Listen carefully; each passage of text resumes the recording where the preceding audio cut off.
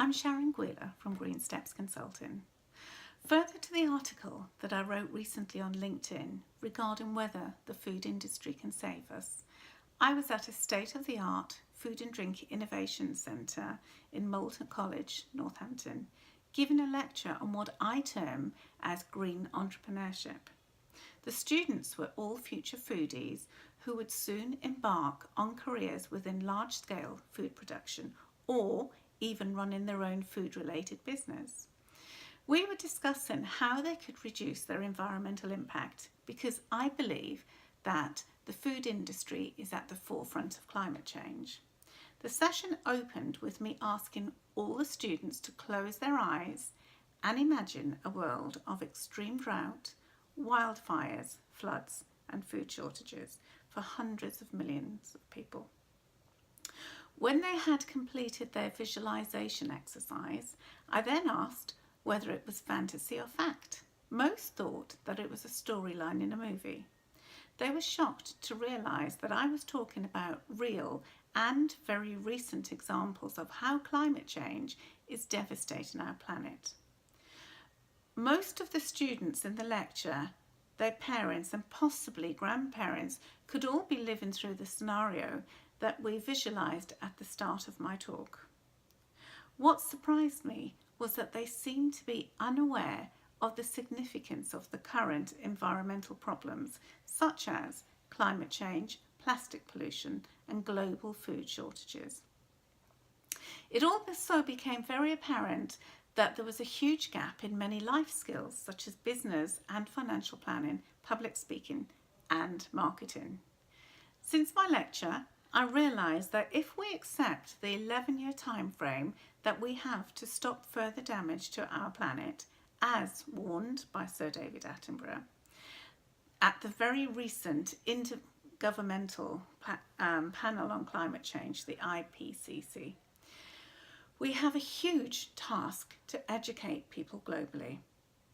The three questions I pose are: why are we not educating our children about how to protect our planet as part of a compulsory education system? Everybody needs to understand their environmental impact and have incentives to change their behaviour. We see that the government is investing in campaigns on obesity and mental health, but why is saving our planet so far down on the list of priorities? My second question is, we know that culture will only change through legislation. A good example of this is banning smoking in public places. I would never have imagined that it would be so effective. So what we really need is more tax on the polluters. Why is government failing to invest in the most important topic, saving our planet? The government needs to offer real incentives so companies become more innovative and create good alternatives. The reality is that consumers will only buy green products if it is convenient for them. As an entrepreneur, I realise that although there is some money out there for grants, it is such a complicated process to apply for them, and many of the applications need to work in conjunction with universities, which is not always possible.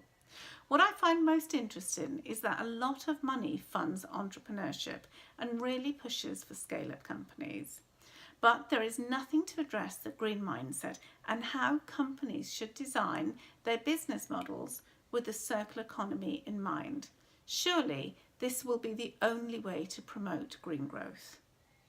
When I think about entrepreneurship, we recognise that there are three main reasons why startups fail.